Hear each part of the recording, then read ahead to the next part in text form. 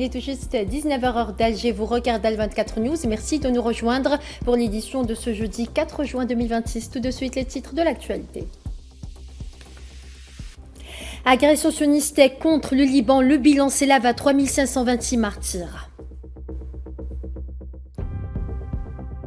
L'entité sioniste poursuit ses attaques dans le sud du Liban malgré l'annonce d'un accord de cessez-le-feu. Les détails dans ce journal.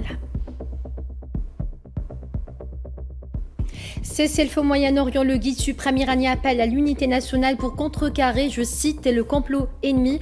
Et le ministre iranien des Affaires étrangères Abbas Araghchi déclare que l'arrêt de la guerre doit inclure l'Iran et le Liban ensemble. Et puis en Algérie, les travaux de réalisation du tronçon algérien du projet stratégique de gazoduc transsaharien ont été lancés officiellement ce jeudi 4 juin.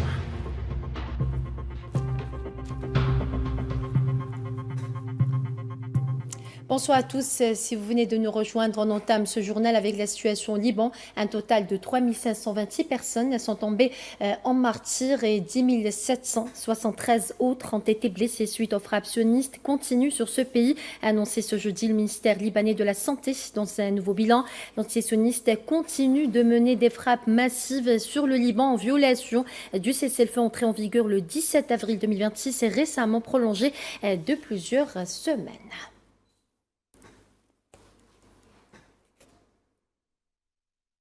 Et les forces d'occupation sionistes poursuivent leurs opérations militaires et leurs bombardements dans le sud du Liban malgré l'annonce du cessez-le-feu. Commentaire Nayet Hamouda. L'annonce d'un accord de cessez-le-feu devrait marquer le début d'une accalmie à la frontière libanaise. Pourtant, sur le terrain, les explosions continuent de résonner dans les villages du sud du Liban. Les habitants qui espéraient enfin regagner leur maison découvrent une réalité plus complexe. Le silence des armes n'est pas au rendez-vous. Il s'agit d'une nouvelle phase du conflit où la guerre se poursuit sous des formes plus ciblées, plus sélectives, mais tout aussi destructrices pour la population. Pour les habitants du sud du Liban, cette distinction est largement théorique. Qu'il s'agisse d'une guerre ouverte ou d'opérations ponctuelles, les conséquences demeurent identiques. Routes détruites, terres agricoles abandonnées, écoles fermées et familles déplacées. Dans des localités déjà éprouvées par des mois de tension, chaque survol de drones et chaque frappe ravive la peur d'une nouvelle escalade. Derrière cette posture se cache une logique stratégique assumée. La horde sauvage sioniste considère que le cessez-le-feu ne doit en aucun cas limiter sa liberté d'action. Cette ambiguïté nourrit le scepticisme de nombreux observateurs. Pour eux, l'accord ressemble davantage à un mécanisme de gestion de crise qu'à une véritable démarche de paix. Une situation qui risque de prolonger l'instabilité au lieu d'y mettre un terme. Pourtant, à Washington, certains voient dans cette séquence diplomatique une opportunité plus large. Selon Donald Trump, ce cessez-le-feu au Liban pourrait ouvrir la voie à des avancées dans les discussions avec l'Iran et contribuer à une recomposition des équilibres régionaux.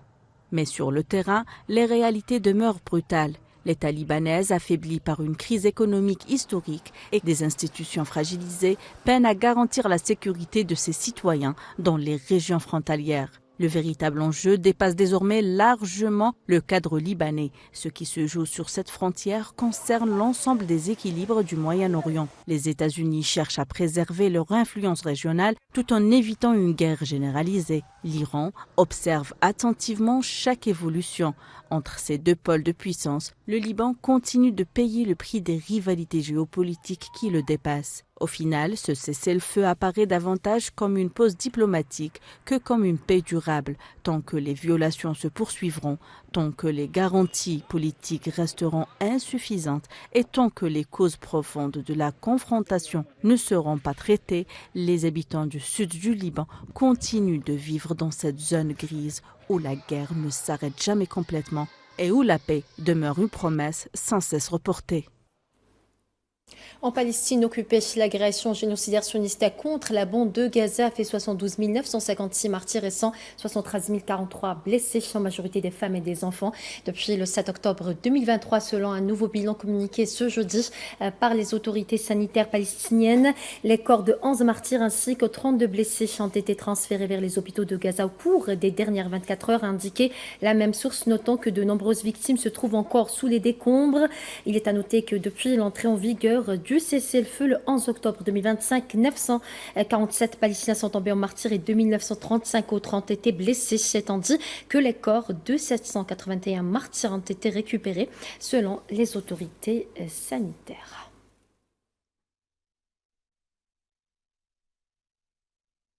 Et dans le dossier iranien de ce journal, les Iraniens ont commémoré le 37e anniversaire de la mort de l'ayatollah Rouhollah Khomeini, fondateur de la République islamique, décédé le 3 juin 1989. Les cérémonies se sont déroulées dans un contexte régional sous haute tension.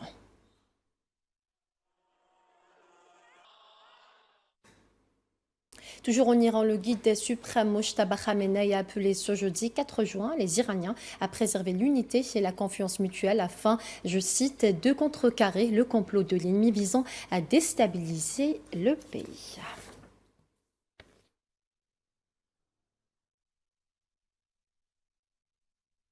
Et lors d'un entretien accordé à la chaîne El Mayadin, diffusé mercredi soir, le ministre iranien des Affaires étrangères Abbas Araghchi a affirmé que l'arrêt de la guerre en Iran et au Liban est lié et que le sort des deux pays face à cette situation est le même. Il a souligné que Téhéran était prêt à riposter si l'occupation mettait à exécution ses menaces de lancer une agression de grande envergure contre la banlieue sud de Beyrouth.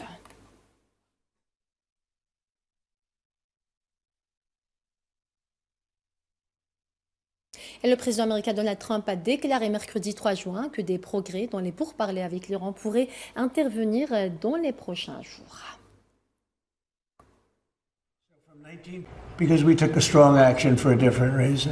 Parce que nous avons pris des mesures fortes pour une raison différente, l'Iran a donc riposté. J'ai entendu dire que les négociations se déroulent très bien et si elles ont lieu, ça pourrait ne pas se produire. Vous savez qui c'est, mais si elles ont lieu, ça pourrait se faire dès ce week-end. Par ailleurs, le président américain Donald Trump a affirmé, je cite, que les États-Unis recevront de l'uranium enrichi.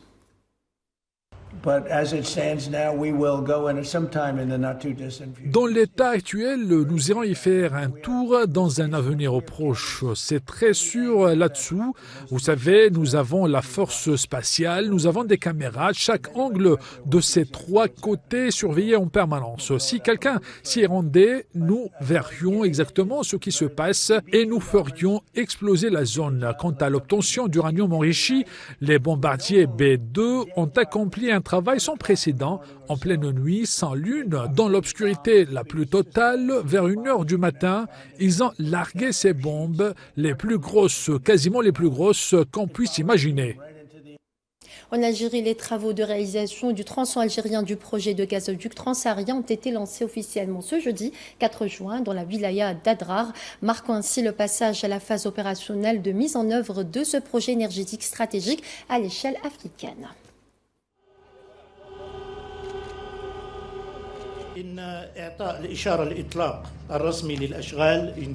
Le lancement officiel des travaux de réalisation du tronçon algérien du projet de gazoduc transsaharien représente une étape historique et majeure pour cette infrastructure énergétique stratégique à l'échelle continentale qui unit l'Algérie, le Niger et le Nigeria.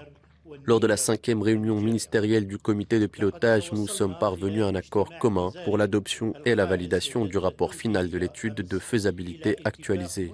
Cette avancée, qui précède le passage imminent à la phase exécutive, incarne la ferme volonté politique des trois pays de renforcer leur coopération et leur partenariat afin de concrétiser ce projet sur le terrain.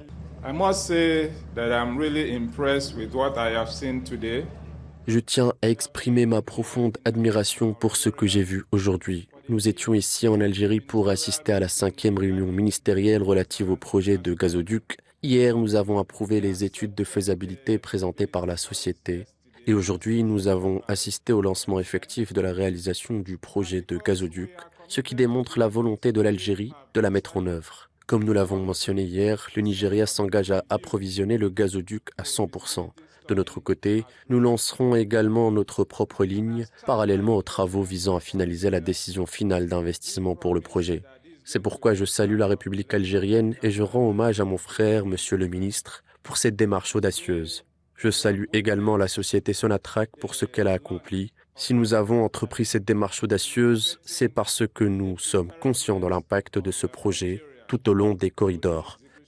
Ce projet, qui est un projet au-delà régional mais africain, parce que ça va être la première fois qu'on va avoir un projet comme ça, sud-sud, avec trois pays, mais qui vont certainement être rejoints par d'autres pays, donne en fait aujourd'hui une empreinte particulière qu'on devrait pouvoir commencer et réfléchir et travailler par nous-mêmes et entre nous-mêmes. Hier, le leadership du président de la République de l'Algérie nous a signalé, travaillons pour nous, travaillons pour l'avenir, pour les futurs. C'est ce que nous allons commencer, c'est ce que certainement le futur la future génération va continuer. Et les travaux de la 5e réunion ministérielle du comité de pilotage du projet de gazoduc transsaharien se sont clôturés mercredi soir à Alger par l'adoption et la validation du rapport final de l'étude de faisabilité technique et économique actualisée de ce projet. Commentaire Safwan Ben Sabri. Alger a accueilli mercredi la 5e réunion ministérielle du comité de pilotage du projet de gazoduc transsaharien. La rencontre a réuni les ministres des hydrocarbures, Mohamed Arkab, son homologue nigérien en charge des ressources pétrolières, Ekperikpe Ekpo, ainsi que le ministre du pétrole de la République du Niger, Hamadou Tiani. À l'issue de la rencontre, les trois pays ont convenu d'adopter le rapport final de faisabilité, considéré comme la référence technique et économique pour le passage aux phases de réalisation. Ils ont également décidé d'engager les procédures opérationnelles nécessaires au lancement effectif du projet, tout en poursuivant la coordination entre les entreprises nationales chargées du suivi. Nous sommes heureux des résultats importants qui ont sanctionné les travaux de cette 5e réunion ministérielle du comité de pilotage du projet Grand Gazoduc Transsaharien qui démontre la volonté politique ancrée chez les dirigeants de l'Algérie, du Niger et du Nigeria en vue de concrétiser ce projet stratégique continental. Nous sommes arrivés aujourd'hui à l'étude de faisabilité. Nous avons aujourd'hui adopté le rapport final de l'étude de faisabilité réalisée par le bureau d'études PENSPEN, ce qui constitue une étape décisive nous permettant de passer aux prochaines phases de mise en œuvre du projet. Un point majeur de cette réunion a été l'annonce du lancement des travaux du tronçon algérien du gazoduc, considéré comme l'axe central du projet. Ce segment doit permettre l'acheminement du gaz naturel en provenance du Nigeria via le Niger vers l'Algérie, avant son exportation vers les marchés régionaux et internationaux grâce aux infrastructures gazières algériennes, notamment dans les domaines du transport, du traitement et de la liquéfaction. Pour le Nigeria, l'objectif transcendant est simple, prendre en main la destinée du continent. Aujourd'hui, les responsables de ces trois pays se sont rassemblés pour prendre la destinée de notre continent en main en tirant profit de nos ressources naturelles dont nous jouissons pour conduire les économies de nos trois nations. Nous avons rencontré le président de la République algérienne qui nous a donné le soutien et tous les encouragements pour que ce projet voie le jour. Le ministre nigérien du pétrole, Hamadou Tiani, a lui mis en avant la qualité de la coopération entre les trois pays, qualifiant le projet de gazoduc d'emblématique dans l'intégration énergétique africaine. Je voudrais également saluer la qualité de la coopération qui unit nos trois pays frères, l'Algérie, le Niger et le Nigeria, dans le cadre du projet du gazoduc, projet emblématique de l'intégration énergétique africaine. La tenue de cette 5e réunion du comité de pilotage intervient dans un contexte international marqué par une demande croissante en énergie, une reconfiguration des marchés mondiaux du gaz et une volonté affirmée des pays africains de valoriser davantage les ressources naturelles au bénéfice de leur population. À cet égard, le gazoduc transsaharien représente bien plus qu'une simple infrastructure de transport de gaz. Il constitue un véritable projet de transformation économique, de coopération régionale et de souveraineté énergétique. Le gazoduc transsaharien est un levier majeur pour renforcer le rôle de l'Afrique en tant que fournisseur énergétique fiable, tout en contribuant au développement économique, à la création d'emplois et à l'intégration régionale. Le projet entre dans une optique commune de renforcement de la souveraineté énergétique et économique du continent africain. En Algérie, le président de la République algérienne, Abdelmajid Tebboune, a reçu ce jeudi le ministre des Affaires étrangères et des expatriés de la République arabe syrienne, Asad Hassan Chibani, et la délégation l'accompagnant ont assisté à cette audience le ministre d'État chargé de l'inspection générale des services de l'État et des collectivités locales, Brahim Red, le ministre d'État, ministre des Affaires étrangères de la communauté nationale étrangère des Affaires africaines, Ahmed Attaf, le conseiller auprès du président de la République algérienne chargé des affaires diplomatiques, Ammar Abba, et le directeur général de la documentation et de la sécurité extérieure, le général Rochdi Fathi Moussaoui.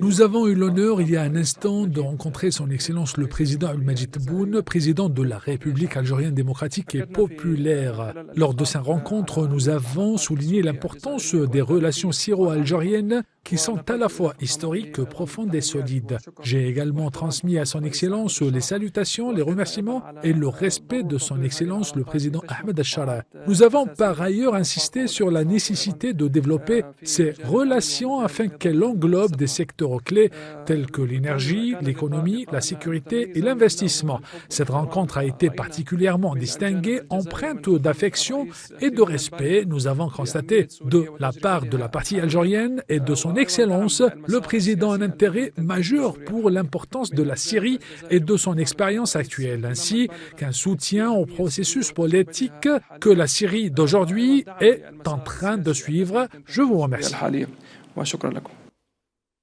Au volet diplomatique de ce journal, le ministre d'État, ministre des Affaires étrangères de la communauté nationale à l'étranger des Affaires africaines, Ahmed Attaf, a reçu ce jeudi au siège du ministère le ministre des Affaires étrangères des expatriés de Syrie, Asad Hassan Chibani, en visite officielle en Algérie.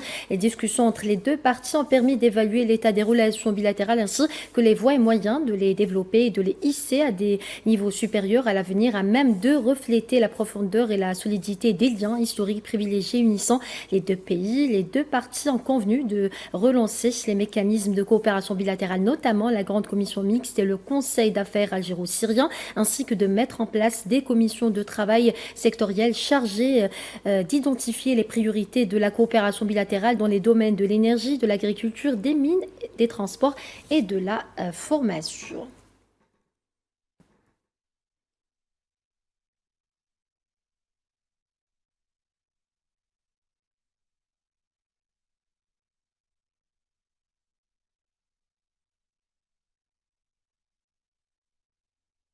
Le ministre algérien des Mines et de l'Industrie minière, Mourad Hanafi, a reçu ce jeudi 4 juin le ministre des Affaires étrangères de Syrie, Asad Hassan Chibani, qui effectue une visite officielle en Algérie. La rencontre qui a réuni Hanafi et Chibani en présence de la secrétaire d'État auprès du ministre des Mines et de l'Industrie minière chargée des mines, Karima Bakir, a été l'occasion de passer en revue l'état des relations bilatérales et d'examiner de nouvelles perspectives de partenariat économique entre les deux pays. Le ministre algérien des Mines et de l'Industrie minière a présenté à son invité un exposé sur les piliers fondamentaux de la nouvelle dynamique que connaît le secteur, en plus des opportunités d'investissement et de l'ouverture aux partenariats offertes par la nouvelle loi minière algérienne.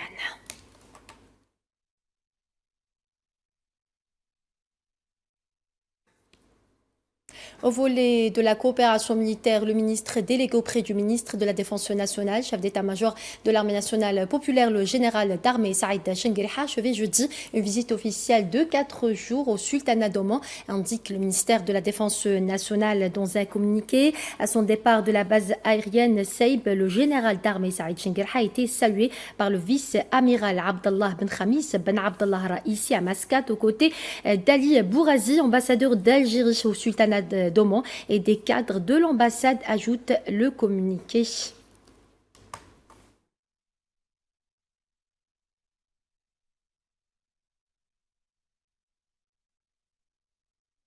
En Afrique, des vols d'aide d'urgence ont quitté Nairobi au Kenya ce jeudi 4 juin, transportant des fournitures médicales vers l'est de la République démocratique du Congo, alors que l'Union européenne et l'UNICEF intensifient leurs efforts pour répondre à une épidémie d'Ebola.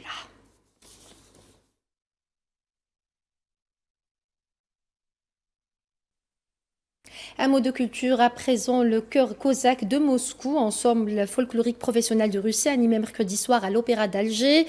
Un spectacle de chant et de danse populaire rendu dans l'élégance du mouvement et de la grâce du geste devant un public nombreux. Retour sur cet événement avec Phil Laileli. À l'invitation de l'Opéra d'Alger, Boualem Saïh est en collaboration avec l'ambassade de Russie en Algérie. Le célèbre chœur cosaque de Moscou a offert au public algérois une soirée artistique exceptionnelle, placée sous le signe du dialogue culturel entre l'Algérie et la Russie.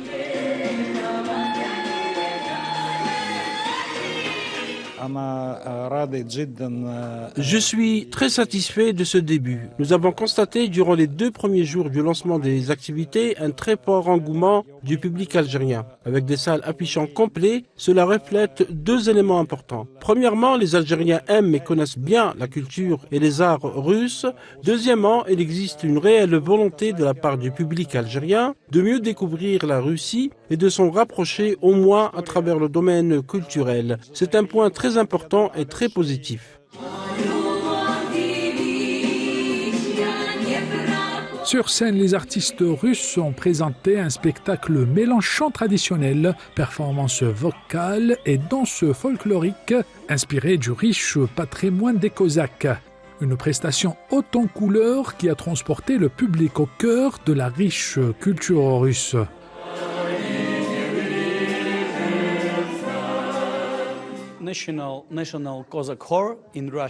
C'est un concert du chœur cosaque de Moscou, l'un des spectacles artistiques les plus connus en Russie et peut-être même dans le monde. C'est un très grand concert d'une durée d'environ 2 heures. Vous y entendrez quelques chansons folkloriques russes ainsi que des chants traditionnels longs et expressifs, pleins d'émotions, en plus de danses comme la quadrille. Tout cela fait partie de notre culture. C'est pour nous un grand honneur de nous produire en Algérie pour la toute première fois. C'est un pays très particulier et il nous a beaucoup plu. Nous espérons donc que notre amitié sera solide et que l'art que nous représenterons aujourd'hui sur la scène de l'opéra contribuera à rapprocher davantage nos peuples. Nous espérons également que vous avez apprécié notre spectacle. C'est la première fois que nous venons en Algérie. Nous aimerions faire découvrir à la population locale notre culture traditionnelle russe, la culture cosaque, ainsi que les chants, les danses et les costumes cosaques.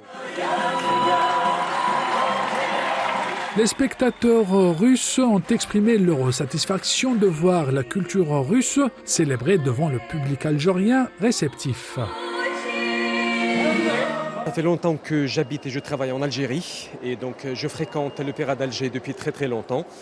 Donc s'agissant du chœur des Cosaques russes, c'est déjà la 2e fois que j'ai assisté à leur concert merveilleux.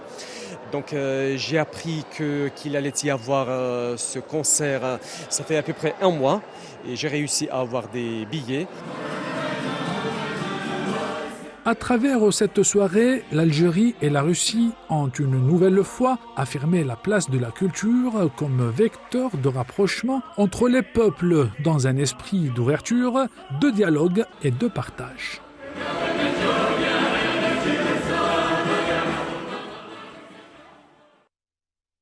Sport football, avant de clôturer ce journal, la sélection algérienne de football s'est imposée face à son homologue néerlandaise, 1-0, match amical préparatoire disputé mercredi soir au stade de Kuip de Rotterdam en vue de la Coupe du Monde 2026 prévue du 11 juin au 19 juillet aux États-Unis, au Canada et au Mexique.